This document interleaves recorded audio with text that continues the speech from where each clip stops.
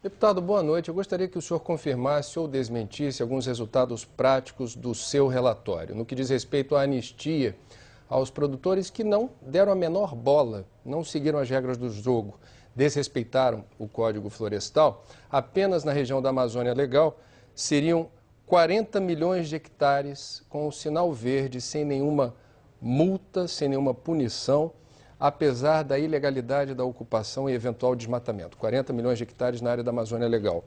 Em relação à isenção da obrigatoriedade dos pequenos produtores de manterem uma área de preservação, essa, na prática, a autorização para o desmate atingiria 135 milhões de hectares e que, segundo dados do INCRA, equivaleriam a 16% do território nacional. Queria saber se esses números batem com os estudos do senhor. E, por último, que garantias o senhor tem de que, na prática, o relatório apresentado e aprovado hoje na comissão não implode a proposta do presidente Lula, ao lado da então ministra-chefe da Casa Civil, Dilma Rousseff, na COP15, na Dinamarca, de redução do desmatamento no Brasil?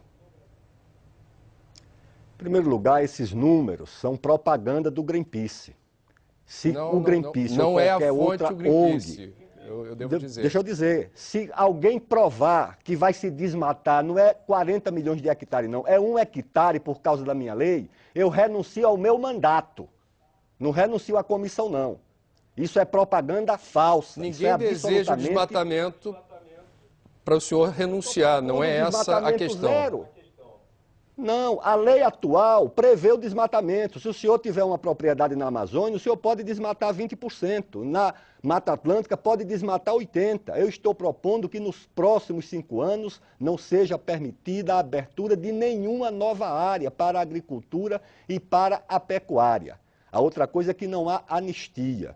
O que há é apenas a repetição de uma proposta que já está no decreto do presidente Lula, de novembro de 2009, que prevê que aquele agricultor que assumir a sua responsabilidade, que averbar a sua reserva legal, que se regularizar, ele tem a sua multa administrativa convertida em um fundo ambiental. Isso já está no decreto, isso não é novidade. Portanto, não há essa anistia. A não ser que se dê como anistia o que está previsto no meu projeto de fato, que se alguém tinha uma terra adquirida na Amazônia, que previa até os anos 90, que ele podia ocupar 50%, aí ele ocupa 50%. A lei muda dizendo que agora ele só pode ocupar 20% e o obriga a reflorestar 30%. E ele diz que não tem essa obrigação porque a lei da época não previa isso. Eu não acho que isso seja uma anistia. Eu acho que isso é reconhecer a validade de uma legislação que estava em vigor na época e que foi alterada. Hoje esse agricultor está na ilegalidade porque uma lei exige que ele faça uma recomposição de uma área que ele não estava obrigado a fazer quando ele recebeu, no caso lá dos assentados do INCRA, no Mato Grosso. Agora, deputado, o senhor ou alguém da sua equipe conseguiu fazer essa comparação entre o que o Código traz de perspectiva em relação à autorização para desmate, uso do solo de outra forma, e o que o governo está sugerindo, aliás, está se comprometendo internacionalmente em relação à redução progressiva do desmatamento? Claro, eu acho que nós estamos Qual é o resultado da conta?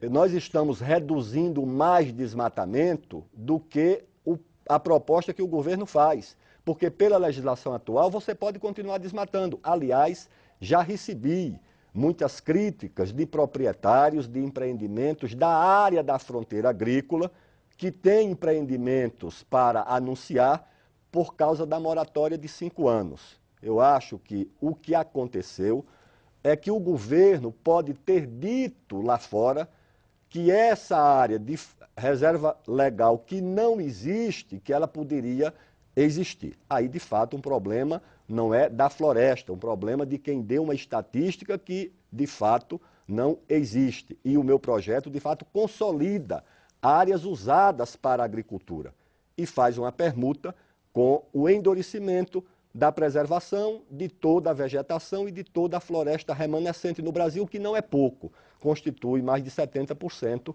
do nosso território.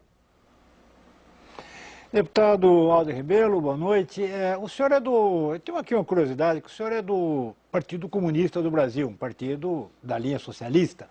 Os ruralistas são capitalistas, proprietários rurais, e segundo a literatura de esquerda, são até um setor considerado atrasado no sistema capitalista, no sistema econômico. A minha pergunta é, como é que se deu essa associação entre o senhor e os ruralistas? Não houve, Sardenberg, nenhuma associação com os ruralistas, né? A não ser que se considere ruralista o assentado do INCRA. São 4 mil só no município do Mato Grosso, que estão sem PRONAF, porque não conseguem corresponder às exigências da legislação ambiental. Toda a agricultura cooperativista do Paraná, de Santa Catarina e de São Paulo são pequenos proprietários de 20, 12, 10, 15, no máximo 40 hectares. Toda essa gente está inviabilizada pela situação atual. Então são pequenos produtores com renda média mensal de 1 a 2 salários mínimos. É isso que constitui 90% dos 5,2 milhões de proprietários agrícolas do Brasil.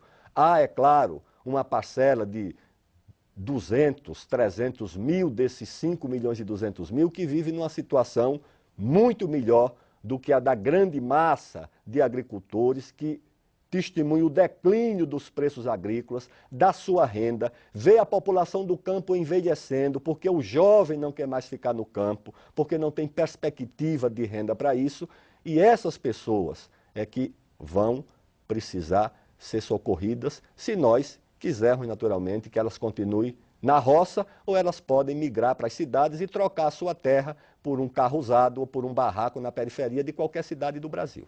Quer dizer, esse seu relatório foi feito à luz do comunismo, né? À luz de Marx. Foi feito... À luz da defesa dos interesses dos mais fracos, da sociedade, à luz dos interesses nacionais, porque mesmo essa agricultura rica, a chamada soja, a carne, enfrenta uma concorrência muito dura com os produtores de carne dos Estados Unidos, da Europa, e eu quero saber o seguinte, né? Não é nem como socialista ou como comunista ou como brasileiro, eu devo ficar de que lado?